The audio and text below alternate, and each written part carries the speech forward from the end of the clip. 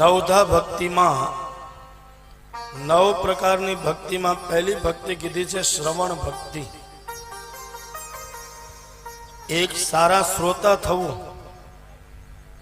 સારું સાંભળવું એ પણ એક ભક્તિ છે. 9 પ્રકારની ભક્તિમાં પહેલી ભક્તિ બતાવી છે શ્રવણ ભક્તિ. બીજી ભક્તિ બતાવી છે કીર્તન ભક્તિ. કદાચ શ્રવણ ન થઈ શકતું હોય તો કીર્તન કરવું. હરે કૃષ્ણ કૃષ્ણ કૃષ્ણ હરે હરે, હરે રામ રામ રામ હરે હરે. બીજી ભક્તિ છે કીર્તન ભક્તિ.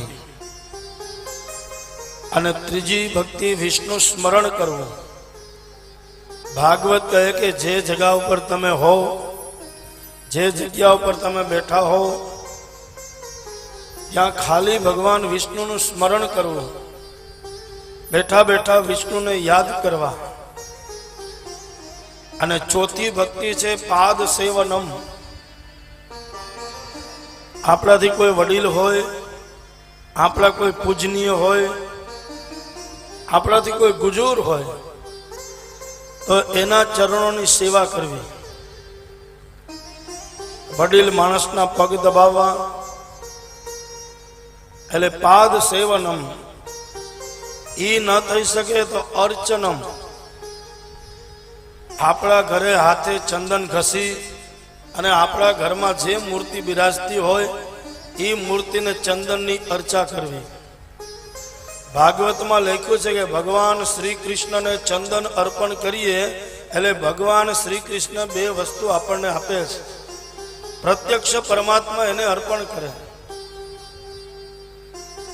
અને આ 2 દાખલા ભાગવતની અંદર આ 2 કથાઓ છે. એક, ચંદનની અર્ચા કરવાથી શાંતિ મળે, શીતળતા મળે. અને બીજું, ચંદનની અર્ચા ઠાકોરજીને કરવાથી ભગવાન શ્રી કૃષ્ણ આપણને સ્વરૂપ આપે છે. ભગવાન જે સમયે ગોકુળ છોડી અને મથુરા ગયા તો કુબ્જા નામની એક દાસી હતી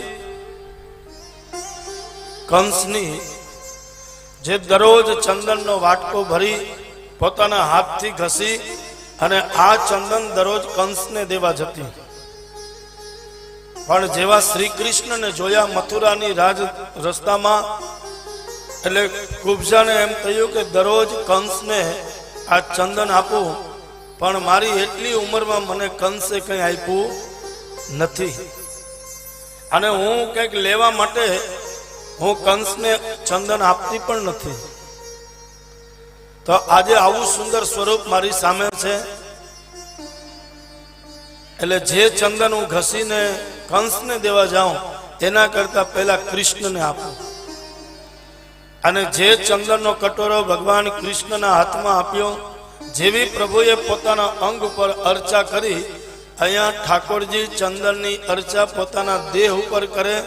અને કુબ્જાના જે 8 અંગ વાંકા હતા એને ભગવાને સીધા કર્યા છે. લીધું છે ચંદન અને દીધું છે સ્વરૂપ. એટલે અર્ચન ભક્તિ, હાથે ચંદન ઘસી અને આપણા ઠાકોરજીના દેહ ઉપર, ઠાકોરજીના શરીર ઉપર ચંદનની અર્ચા કરવી. એ ન થાય તો વંદન ભક્તિ. કદાચ અર્ચન ભક્તિ ન થઈ શકે તો જે આપણાથી વડીલ હોય એને વંદન કરવા. અને ભાગવતજીનો પ્રારંભ પહેલા વંદનથી થયો છે. વ્યાસજીને વંદન કર્યા, સુખદેવજીને વંદન કર્યા, માં સરસ્વતીને વંદન કર્યા અને ગણપતિ દાદાને વંદન કર્યા. ભાગવતનો પ્રારંભ થયો છે વંદનથી. વંદન, પ્રણામ અને નમસ્કાર. વંદન એટલે પ્રભુ આવો સુંદર મજાનો મનુષ્ય દેહ અમને પ્રાપ્ત કરાયો, આવો સુંદર દેહ અમને આપ્યો છે, તો પ્રભુ તમારા ચરણોમાં વંદન કરીને તમને વચન આપીએ છીએ કે જે અમારું કર્તવ્ય છે, જે અમારો ધર્મ છે, એ ધર્મમાં રહી અને વફાદારી જીવન અમે જીવશું.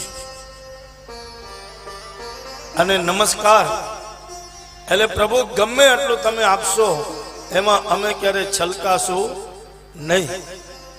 પ્રભુ આપ ગમે એટલું અમને આપશો, ગમે એટલી સંપત્તિ આપશો, ગમે એટલી ગાડીઓ આપશો, ગમે એટલા બંગલાઓ આપશો, ગમે એટલો રૂપિયો આપશો, પણ અમે ક્યારે છલકાશું નહીં. પ્રભુ અમારું જીવન અમે નમ્રતાથી અમે જીવશું. અને પ્રણામનો અર્થ થાય કે હે પરમાત્મા, તમે જે આપ્યું છે એમાં સંતોષ માની અને પ્રમાણિક જીવન અમે જીવશું. પ્રભુ જે તમે આપ્યું છે એમાં અમે સંતોષ માનશું, કે તમે જે રાજી થઈને આપ્યું છે એનો અમને સંતોષ છે.